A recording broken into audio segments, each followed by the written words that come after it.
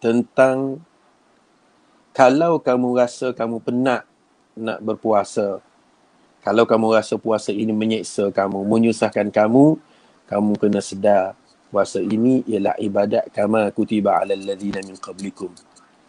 Artinya ia adalah Nabi SAW, sesiapa yang tidak meninggalkan kata-kata dusta dan beramal dengannya, falaisa lillahi hajah. Allah Ta'ala tak berajak, Allah tak pandang pun kalau sekadar orang itu meninggalkan makan dan minum. Jadi kita ubah perkataan kita kepada az-zikrul hasan. az-zikrul hasan. Al-Quran susun elok. Lapang dada, kurangkan dosa, az-zikrul hasan.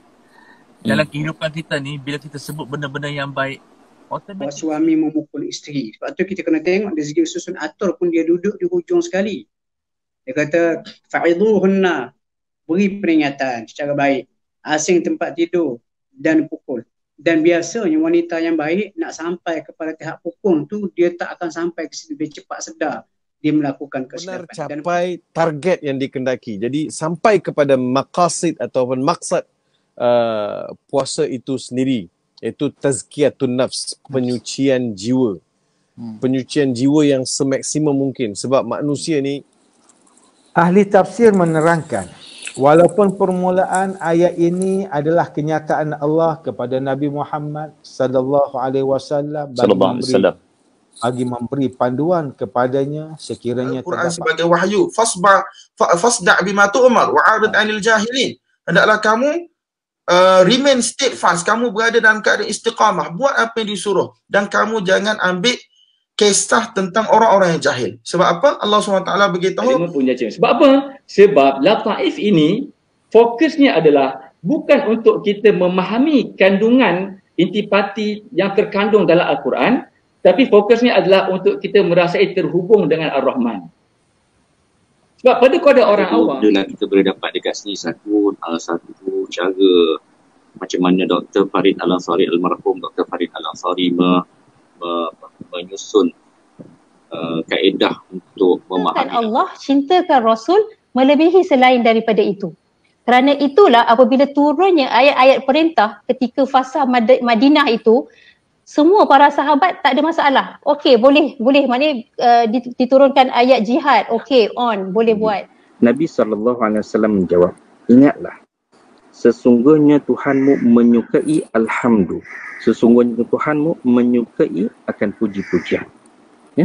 Maka sebab itu kita lihat Imam Nawawi SAW. Kamu nak tunjuk apa? Wahai Muhammad, seolahnya bukan kamu sahaja yang melalui jalan dakwah yang susah. Bahkan Nabi sebelum kamu. Tengok Sayyidina Nuh. Dan ini juga menjadi tanda bahwa karena Al-Quran adalah mukjizat yang paling terbesar dan paling akhir, dan untuk the entire of human being, human race misalnya, karena itu mukjizatnya juga harus tetap otentik. Kandungan pada Al-Quran itu sendiri yang perlu ditadaruskan, yang perlu dirasahkan, yang perlu dalam bahasa Arab panggil mudarasah, mana saling belajar.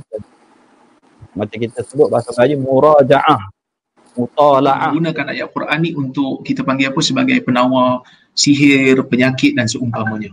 Jadi kalau kita tengok dalam hadis pun ada sahabat-sahabat Nabi yang menjampi menggunakan ayat Quran untuk orang yang sakit. Fitnatul mal, fitnah harta.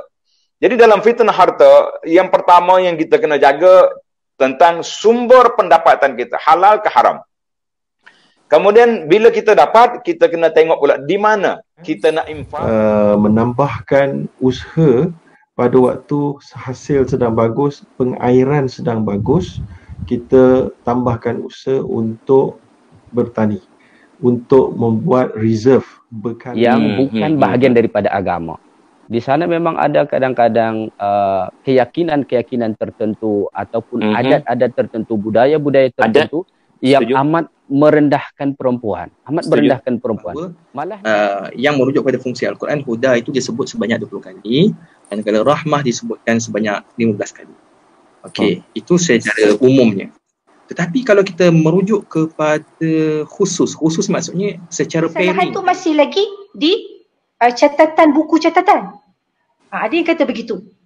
Maksudnya walaupun masih lagi ada di buku catatan, tetapi Allah telah tutup maka Allah tidak mengira itu sebagai satu Alal Ardi ini tidak ada sedikit pun dalam hati mereka rendahnya orang lain, tidak berguna, tidak setara.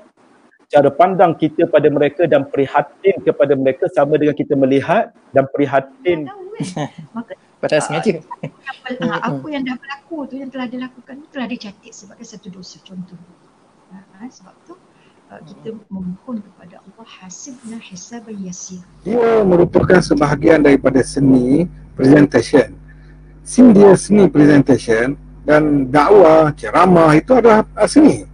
Jadi kadang-kadang ada orang yang dengar pantun kepada yang berkenaan. Bahkan menzahirkan amalan fardu itu suatu perkara yang mesti dilakukan demi untuk menegakkan syiar agama. Dan dia juga membuktikan tentang kekuatan agama Islam itu sendiri. Sebagaimana juga terpanjang dalam Al-Quran, iaitu ayat hutang dalam surah Al-Baqarah, menunjukkan tuan-tuan sampai Allah bagi satu muka surat tu penuh satu ayat, menunjukkan manusia ini bila bab-bab harta, bab-bab lari daripada hutang memang nombor satu.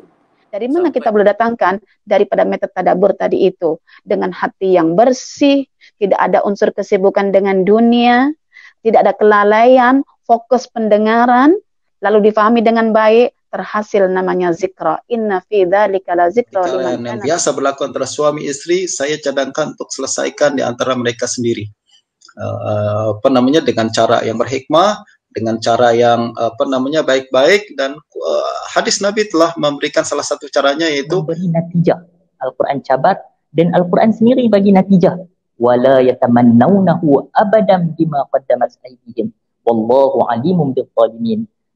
Mereka selamanya takkan bercita-cita sebut semula ayat kita yang kita sebutkan tu masukkan dalam maknanya dalam jiwa kita. Usaha. Memang kita tak akan khusyuk. Kita akan ada sentiasa ketidakkhusyukan kita. Tapi bila kita tidak khusyuk, datangkan semula kekhusyukan kita. Bila kita tidak khusyuk, datang